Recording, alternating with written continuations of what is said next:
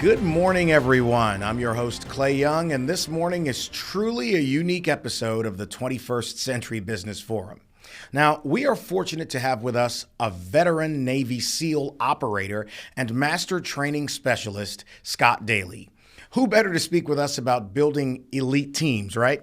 In addition to operating on active SEAL teams, Scott spent years training junior officers and enlisted SEALs how to perform at elite levels physically, emotionally, and tactically in the world's most demanding environments. He has coached and trained people in over 15 countries on 5 different continents. Now, before joining the Navy after 9/11, he was a highly successful district sales manager with a Fortune 500 company. Through his military and professional experience, Scott brings a unique and passionate perspective. This morning, he's here to talk with us about the value of critical decision-making and a systematic approach to leadership, culture, and behavior for the ultimate purpose of producing exceptional results. Thank you so much for being with us this morning, Scott. We cannot wait to dive in on these topics. Well, all right, Scott, I think it makes sense for us to begin with a pretty common definition of what it means to be elite. Most of us probably figure that means that we're better than our competition, but I think you have a very different definition of that. What is it? So when we look at elite, me specifically, as we go through, how do you define elite for someone? And essentially, as you break it down, it's a person who consistently is clear. They're clear about what they need to do. They're clear about the direction they're taking. They have the right energy. They bring the right energy to the right situation. They're not too high. They're not too low. They're like an energy thermometer. They're not too much, too less. They bring the right energy to each situation, and then they take action.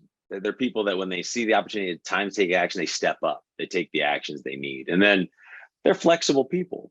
They don't get locked in on a certain mindset. They don't get locked in on a certain skill set. They're flexible to the situation they're in, and they're consistently making sure that their behavior has a positive impact on the people around them because they create relationships, and ultimately they're consistently getting better. This is an elite person, someone who's about clarity, energy. They bring action. They're constantly flexing to the situation they're in. They have a positive impact on everybody that they influence and talk to, and they're constantly growing. They're getting better every day. That to me defines elite. And the fun thing about that elite is someone once told me, they said, well, this, and this creates dollars. What I've found is if you're behaving clearly, the right energy and the action, the dollars follow, but so do the relationships and the experiences. Would you agree with this? I've had this conversation with colleagues in business and even people who have done work for me. And it's this, that the money is easy. It's conquering systems that takes the most hard work and focus, learning a system and how to make the system work for you. If you do that, then the money will follow. What are your thoughts on that?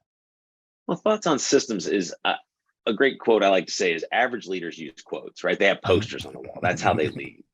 Good leaders have a plan. I've got an idea of what I want to do. Exceptional elite leaders have a system.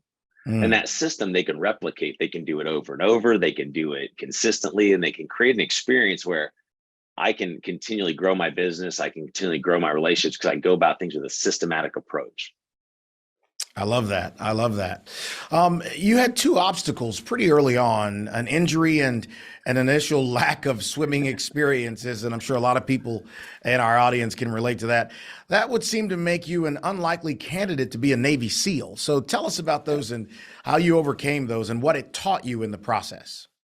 Yeah, a little bit of, I'll start with the first one, the injury. So when I was 16 years old, actually 15 years old, getting about to be 16. I had broken my neck freestyle wrestling. And Wow. during that situation, I temporarily paralyzed on one side of the body. And hence, that's why I got these nice little dents in my head. Is for a short period of time, I got to be an angel. I had a halo on for a little while, right? So I wore that. That's the only time I can claim it. So I had the halo on, lost all my opportunities to wrestle in college, lost all my potential scholarships. And I had that moment where I think a lot of people have sat when they've had failures, they've had setbacks, and I kind of had my little pity party for a little while. And it was the words of my mother that rang true. They ring true to this day. They rang true then. She looked at me when I was little. She said, "There's nothing you can't do." There's nothing you can't do. And it's funny when that self-talk permeates through your life and you believe it. And there's something about the power of belief, that when you believe something, there's nothing you can't do. And everything from being a small kid, wrestled 103 pounds when I was in high school, for my freshman year. So I am now the guy that ate the former me. I'm a lot more than that. But in that process, I said, I was like, what am I going to do? So do I sit still or do I get moving? So since they told me I couldn't play those other sports, I ran cross country. I did those types of activities. And so I'd already been accepted to college. And I said, you know what? I won't let this hold me back from what I want. And so I used that setback as an energy thing, something to boost me forward. And I just look at those setbacks. Each thing is building on who you are. You take those setbacks, how you respond to that setback, how you respond to that situation that challenges you is kind of what defines you a little bit. Did I step up or did you will? And so I went through that whole process. I got back on my feet, kind of relearned some walking skills and those things, ran cross country, went to college and said, you know what, I'm not going to let that hold me back from what I want in life. Now, the other piece though is the idea that when 9/11 happened, I'd been working for ADP, the payroll company, and in sales for small business. And the 9/11 happened. I said, I haven't had an epiphany that there was more I could do than selling payroll. Not that it was a bad job. It was a great career. I loved it. I loved the organization, but I thought I could do more. And so I went down to the Navy recruiter. My cousin had been a SEAL for many years by this time. And I said, like, sign me up. I'm ready to go. And they said, all right. Well, they looked at my neck and said, well, there's no way we're going to let this kid with a broken neck join the Navy. And so I had to jump through quite a bit of hoops, and it needed the help and support of people who are professionals that could look at that. And I finally got a doctor that signed off and said that, you know what, I don't see any reason you can't go to SEAL training. So I got my waiver. I went in, and once I signed on the dotted line, said, yes, I'm in the Navy. And for those of you who've never joined the military, once you've signed on the dotted line, you're theirs. They own you. You are now the Navy's. And so I said, I got 3 months from the day I signed to the day I have to go to boot camp and get ready to go screen. Now, I'd ran my whole life, and I said, how hard can swimming be? I mean, I puttered around ponds. I've played in pools and lakes and rivers. I said, how hard can this be? And I found out that swimming is not what I expected. Apparently, I'm not good at it. And so I went down to a pool, and I said, I'm going to see if I can do that distance, that 500 meters it takes to screen to be a Navy SEAL. I panicked. And by the end of the pool, I stood up at less than 50 meters, panicked because I couldn't swim the whole distance of 50 meters. Now the test is 500. Mm-hmm. And I said, well, what do you do when you're faced with the challenges you are not equipped to deal with? And so I went down and I did what everybody does when they can't swim. I went to the library. So I went to the library so I found a book, and it was 12 weeks to SEAL training. 12 weeks to BUDS is what we call SEAL training. And in that book was a section on how to do the side stroke or breaststroke for the exam. And so I took the book, put it in a Ziploc baggie, took it down to the pool, and I started. And through all the years of resilience and growth, I'm the youngest of 5 boys, just to put it that way. Through all the resiliency and stuff, I just started swimming. And by the end of a couple of weeks, I could do the length of the pool and back. I was pretty proud of myself. A good swimmer would be laughing at me right now. By the end of the 3 months, I could do it for time.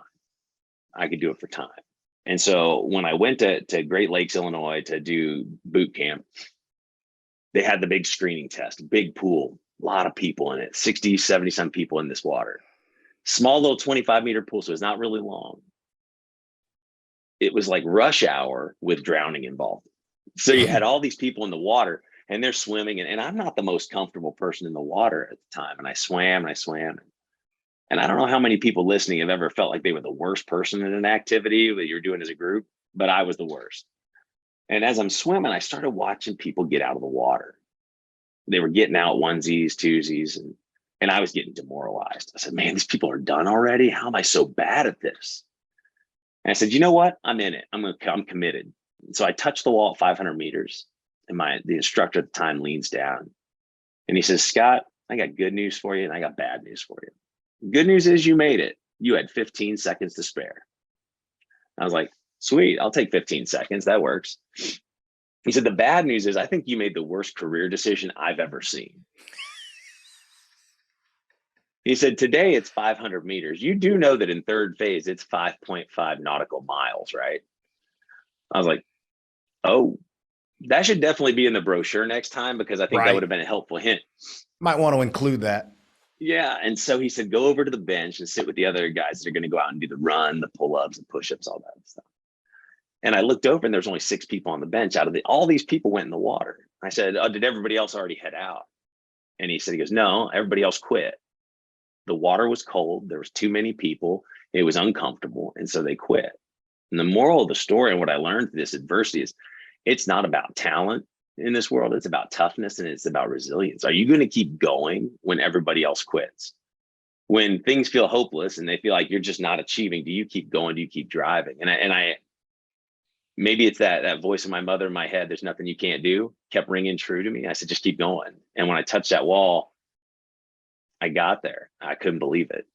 And so when I got out of boot camp and got ready to go to SEAL training, I had a little bit of time where I went to some more Navy training. I got a coach.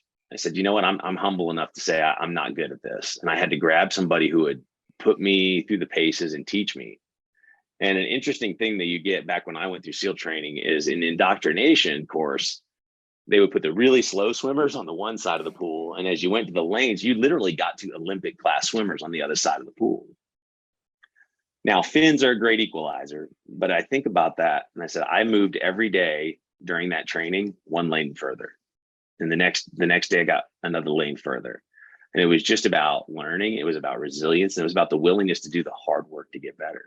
So when talent and hard work meet each other, hard work will outdo talent over time. I want to go back to something you said in your answer to that question. Is early on, when you're concentrating on what you're doing, you see people getting out of the pool and your thought was, man, how are they finishing so fast? And in all likelihood, they were not finishing, they were quitting, they were giving up. And I think for people in business, because that's our audience for the most part, is sometimes you can look over on the other side at a competitor and think that something's great, but you don't have the full perspective. So it's more important to pay attention to what you have in front of you to do. What are your thoughts on that? Yeah, that's about what we would refer to as front sight focus, right? It's like, I need to stay focused on my business and what I'm doing and being successful. I need to be aware of the competition. I need to be aware of what's going on, but I can't focus on what I think their success looks like. And just from the experience of doing what I've done for the last 7 years, coaching and training and working, you have no idea what's going on inside another business. And that the commitment to your systems, your tools that you're using is critical. One of the problems I see is leaders see that challenge in front of them, that, hey, other people are succeeding, and they start to dabble. And when I say dabble, they dabble in leadership. They dabble in systems. And I'm going to do it for a little bit, then not. I'm going to engage in another activity, then not. Or I'm going to lead by the flavor of the month. What book have we read today? Instead of really settling down, say, this is my system. I've done my due diligence. I've picked the right toolbox, and I'm going to go forth and just drive it. I love that. You've also developed a system or a journey, as you say, to elite. The concept is pretty simple, straightforward. It's an equation of E plus R equals O. Okay, break that down for us. Yeah, so the system for performance, this is about personal engagement. This is how I navigate the stuff of life. And when you coach and work in an organization, it's developing a language that everybody is operating under. And the E, it refers to the events of life. Everybody experiences a variety of events in their life. We get helpful events, we get hurtful events, we get neutral events.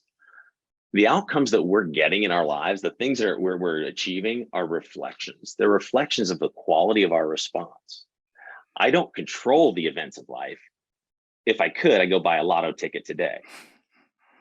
But I do control how I choose to respond.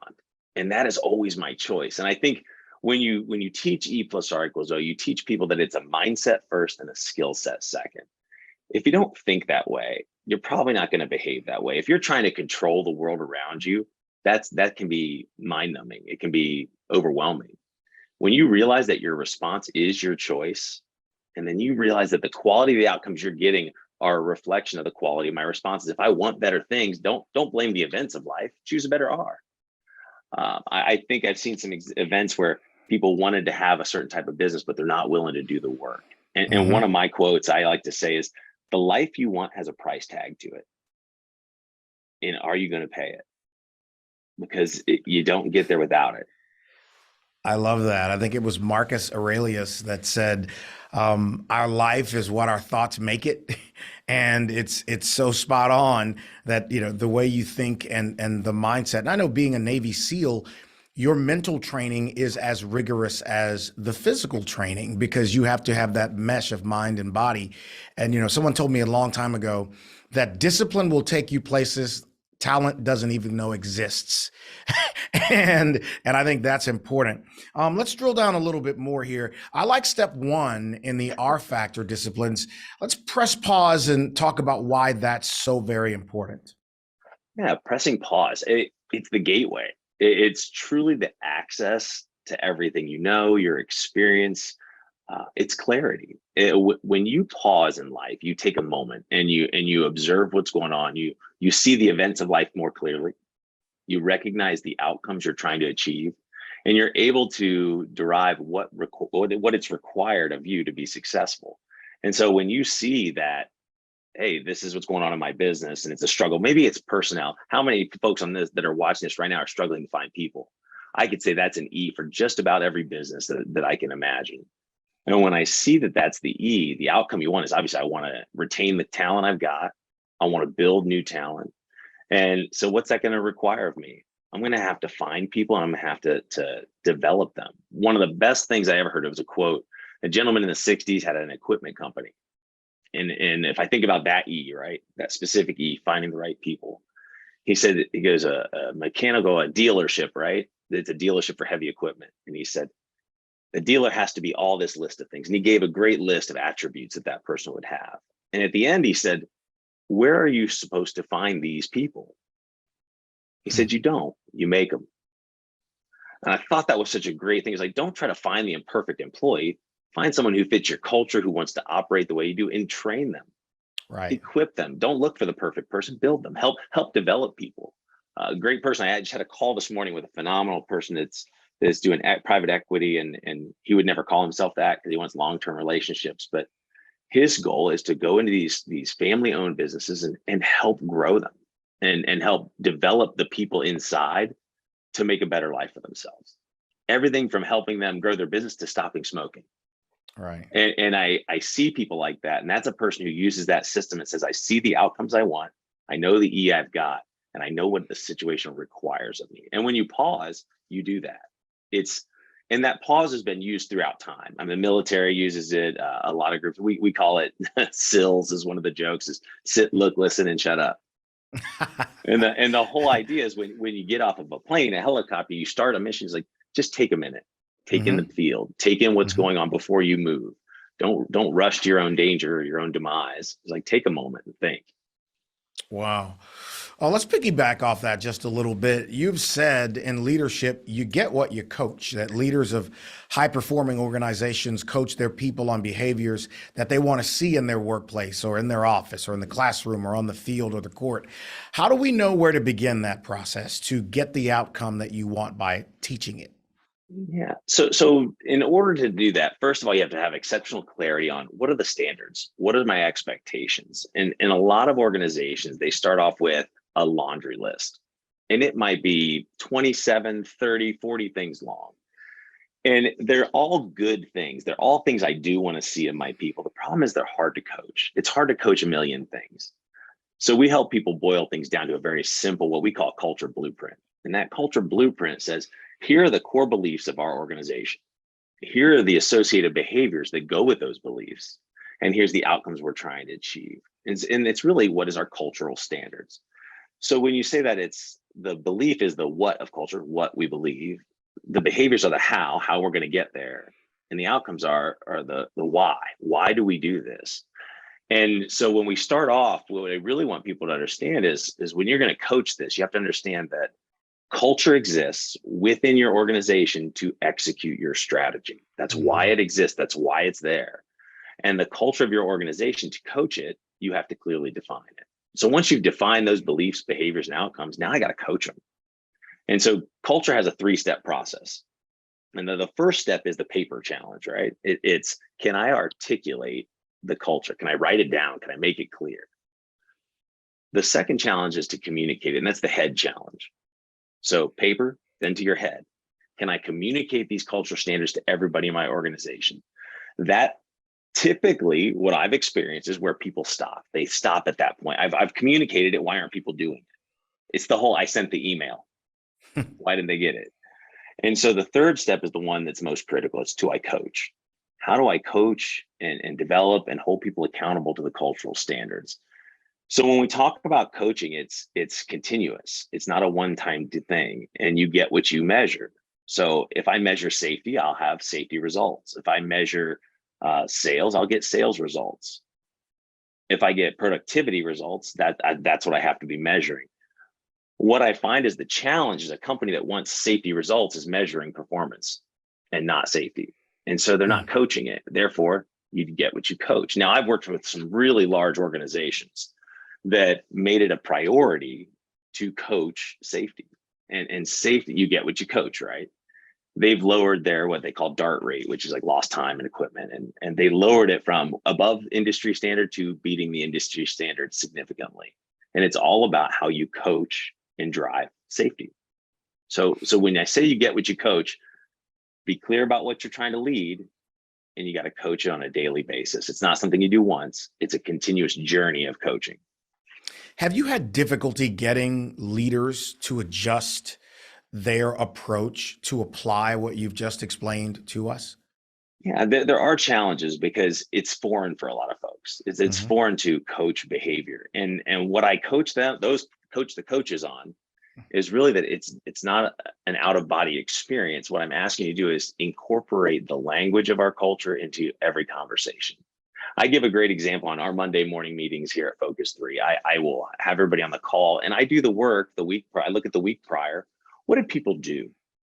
Where were our people achieving and living up to our standards? And I talk about it. I say, hey, the last week, such and such did a phenomenal job. And we say power the team and say support the customer, support someone who does. And last week they said, I'll do that paperwork and all that background work. Man, I just want to recognize that person for doing that. And then move on. That was a culture conversation. It was a culture moment. And if I consistently recognize the behaviors I want to see, I will get them. I had worked with a hockey coach, and she was amazing, right? Amazing hockey coach here at Ohio State. And one day she came off the ice. It's one of my favorite stories. And her team was down against her former alma mater of all places. And as she came off the ice, she was hot because her team was not performing the way she wanted to. And I just looked at her and I said, just take a second, give the team what they need, not what you want. Coach them on the behaviors you want to see, not the things you're not liking. And she kind of got a little moment. Then she went in there, they came out and won. In the second two periods, they came out and won. And I really think that's what great coaches do, is coach on the behavior I want to see, not what's going wrong. I can't coach on what's going wrong. I'm going to coach on what I want you to do. Wow. What are some of the companies or organizations that we might know or have heard of that you would consider to be elite, and what makes them elite? I think, well, first of all, what makes an organization elite is that they execute on their vision, they execute on their plan, and the brand. What I say is the branding that they put out is different than the brand experience. Is the same as the brand experience. So, for example, if you go to Ritz-Carlton, the brand is, if you talk to someone at Ritz-Carlton, and I guarantee if you go to any Ritz-Carlton and ask someone to pull their culture card out, they will pull it out of their pocket, because they have a culture discussion every day. And their motto is ladies and gentlemen serving ladies and gentlemen. And they live it and you experience it. Southwest Airlines, great culture. The people, if you don't meet their cultural standard, you won't even get hired. Chick-fil-A, if you go to Chick-fil-A in Atlanta and if you say thank you in a Chick-fil-A in Atlanta, what will they tell you? My pleasure. Oh no, listen, I'm 3 for 3 on these and you're spot on for every one of them. Yeah. But if you go to Chick-fil-A in Columbus, Ohio, guess what they'll say? My pleasure. And that's not culture by accident. That's culture by design. And people are coaching it. And they're great examples where if I coach it, I'll get those behaviors. Where you run into other organizations where they don't coach the behavior and you get a random experience. And you've probably experienced companies where you go one place, you had a great experience. You go to another and it's not the same. And what you see is it's a failure to coach that effort. And so I think of some of the organizations we worked with PE firms and groups that are trying to grow lots of different organizations. I said, well, You have to create a behavioral standard that you want to see to grow that Hmm. business. Some other groups I think are exceptional and maybe not as well known would be the SEAL Legacy Foundation. SEAL Legacy Foundation is dedicated to providing support and financial for the families and service members who are fallen. And when I think of a great charitable group like that really delivers on what they promise, the platinum level charity, they do amazing work. And the stories that you hear of how they've supported, they match what they promise. And I think that's what makes a great organization. Your brand promise and your brand experience are the same. It's so interesting. You talk about culture in such a well stated way, but I've from time to time found that there are companies that don't have a culture. I mean, they're organized, they're well intended, but there's no culture. There's nothing you will leave there. Like you talked about Chick-fil-A, the culture the Cathy family has created all across the country. If you How does someone know if they have a culture in their business? So I will tell you, there's always a culture in your business. It does exist. The question is, did you design it? And I say culture Mm, by design or culture by default. And many organizations get culture by default, and they just get the strongest personality. They get whatever the current trend is. And so their culture is not well defined. It happens a lot. And these companies that say, man, I'm not sure what our culture is. I'm not sure what it looks like, what the experience is. That's when we encourage them to sit down and really look at their business and what we call a 5-driver assessment. Say, what is your strategic plan? What are your goals? What are you trying to do strategically? Okay, well, strategy tells you how we're going to do our business. And then we take a look at them and say, well, your processes operationalize your strategy. How are your processes working right now to help that happen? What's your structure look like? Do you have the right people in the right seats? Are we able to hire and get the right people? And ultimately, does our culture execute on that plan? And when you look at that, say, hey, how do those 5 things come together to make my business work? I can say, is my culture doing what it's supposed to be doing? Is it actually functional? Or is it just this analogous thing? And when you don't have culture by design, you can find that your performance will rise and fall based on that. We say that the performance of an organization rises and falls on human behavior. It's the yeah. one thing that affects everything. Wow. Other than not having a clear culture, what are the biggest killers of elite performance that those of us in the audience and others that you have dealt with should be on the lookout for and be cautious about? And how do you eliminate them? So one of the biggest culture killers is BCD. And not CBD, not to be confused, but BCD, blame, complain, and defend. Mm, And all too often, I mean, some of us do it a little bit, some of us do it a lot. But if you're one of those people who does a little, don't worry, someone's making up ground for you. And the reality is BCD is we blame others for why we're not successful. We complain about our situation endlessly, and we defend our personal behavior no matter what. And what we find is BCD's never solved a problem. It's never achieved a goal. It's never made a relationship better. And the opposite of BCD is not to be quiet. The opposite of BCD is to solve problems. It's E plus hmm. R equals O. I Yep. tell leaders, your job is to outlast the selfish, the cynical, the satisfied, Hmm. because they're there. And cynicism and negativity, when it breeds, there are whole organizations, the way they communicate with each other is through negativity. It's what we Right. don't like, what's not working. And what I tell you is like, that's unproductive behavior. I do a calculation. And if you're sitting here watching today, I want you to think about this calculation. And then when I have a large audience, I'll say, take the number of employees you have. How many hours a week do you think the average person spends blaming, complaining, and defending? And I mean 5 minutes here, 10 minutes there throughout their workday. How many hours a day do you think they spend? And the people do the number. And typically I'll bring them back down to reality and say, maybe it's an hour. But if you've got the number of employees, let's say you're a 100-employee company, that's 100 hours a day goes out the window to blaming, complaining, and defending. And it's the cumulative effect of behavior over time that you're really grabbing. And I said, that's 100 hours a day. If you average out, say you're paying $40 an hour, you just spent $4,000 today to pay your people to complain about the job they have, blame their colleagues, and defend bad decisions.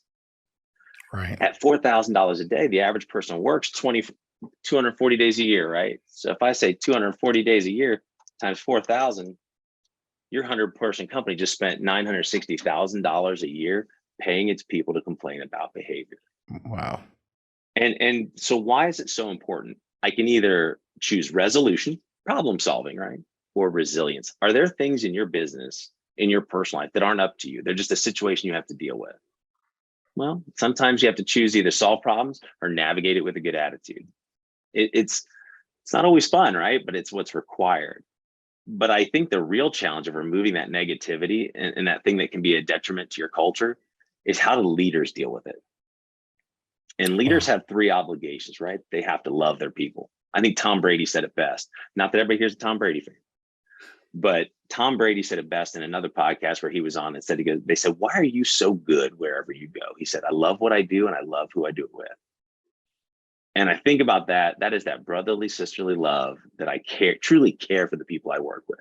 So as a leader, your obligation when BCD is running rampant is love them, listen to them, and then redirect them to resolution or resilience. Help them solve problems, help them navigate through adversity. And that's where we truly start to make change and get some of that negativity and cynicism out of our workforce. And so that's one of the things I think is a big negative that holds a lot of organizations back. And the other one is that dabbling concept I talked about. It is leadership dabbling. People lead for a little bit. They really get in the weeds. They start to lead and they get really engaged. Then they go MIA and we don't see them for a while. And they dabble. They lead a little bit. They don't lead for a while. And so people's experience of leadership is inconsistent.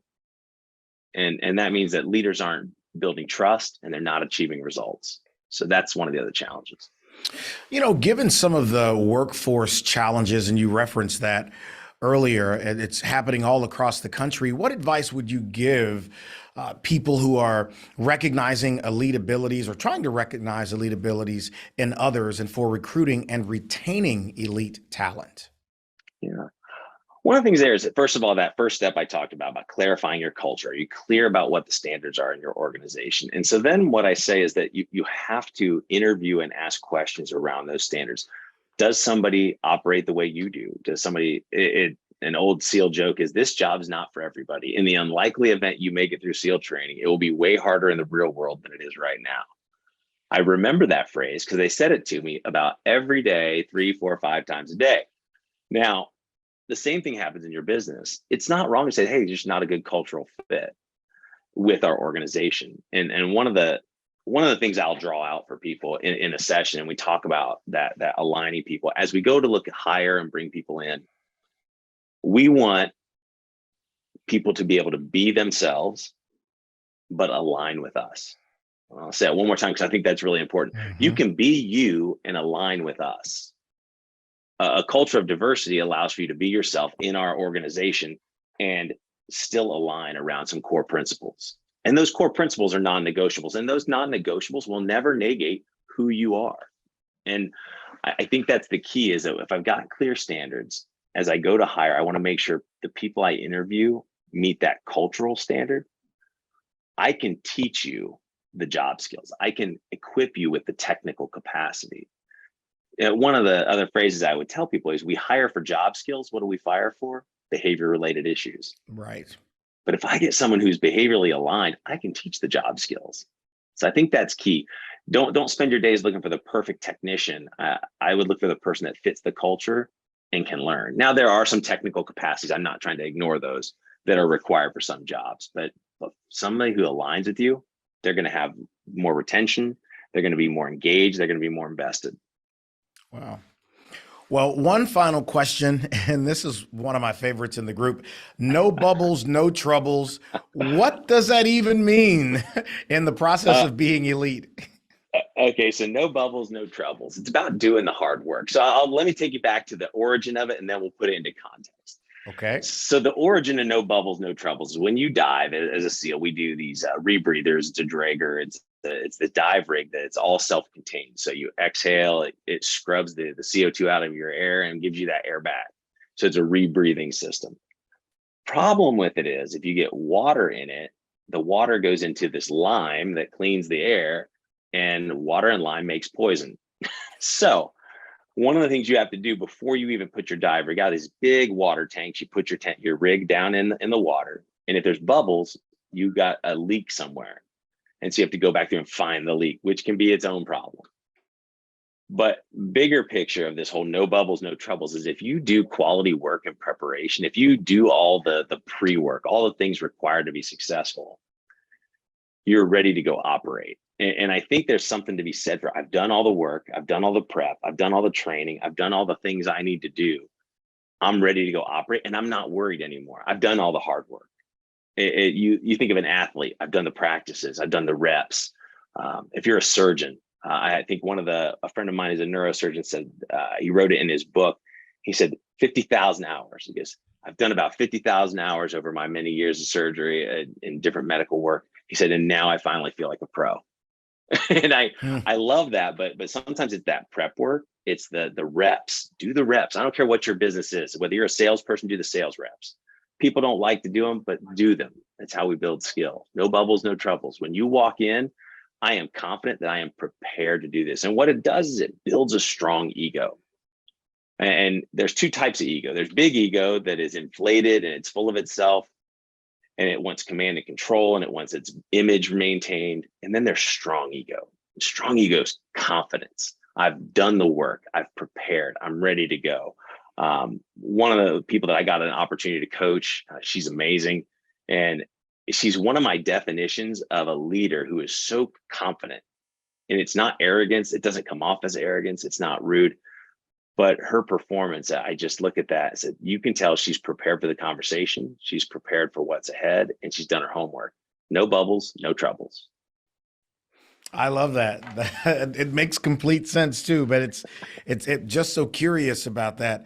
Well, Scott, it's been such an enlightening conversation. Is there any thought that you would like to leave with the audience, something that we did not cover today? Yeah, I think that when you look at the power of being elite, why would I want to go on this journey?